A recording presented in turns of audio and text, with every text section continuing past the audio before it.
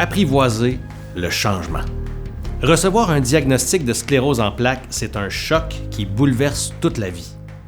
Plusieurs émotions peuvent alors faire surface, comme la tristesse, la colère et l'anxiété. Il est essentiel de prendre le temps d'assimiler la nouvelle et de s'informer sur ce que la maladie implique.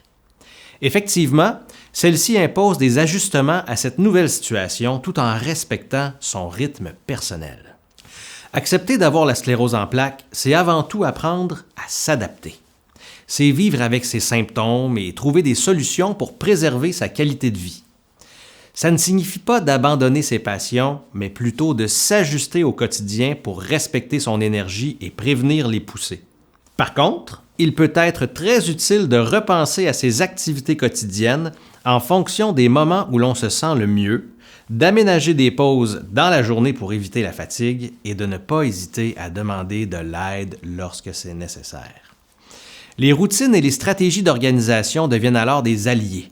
Par exemple, l'utilisation de rappels pour les tâches importantes ou de listes de choses à faire peuvent aider à gérer les troubles de la mémoire ou de la concentration.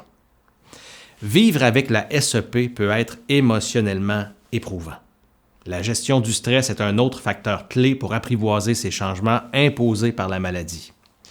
Prendre soin de sa santé mentale est aussi important que de gérer les symptômes physiques. Pensez à vous entourer de personnes compréhensives et disponibles. Il y a aussi la relaxation, la méditation et même des exercices de respiration qui peuvent aider à réduire le stress et l'anxiété. Croyez-moi, cela a un impact direct sur la fatigue et les poussées. Un autre point essentiel, c'est d'avoir une vie sociale active. Participer à des causeries, à des loisirs. Ça aide les gens à exprimer leurs émotions, recevoir du soutien et agrandir leur réseau social tout en maintenant ses acquis. Les diverses activités de l'ACPEL favorisent les échanges entre les personnes vivant avec la sclérose en plaques ou encore comme proches aidants. Ces activités permettent de partager leurs expériences tout en brisant leur isolement. S'entourer de personnes bienveillantes, que ce soit sa famille, ses amis ou sa communauté, ça fait une grande différence dans la qualité de vie avec la SEP. L'idée est de progresser à son rythme avec les ressources disponibles pour apprivoiser la maladie pour ultimement réaliser ses projets et ses rêves.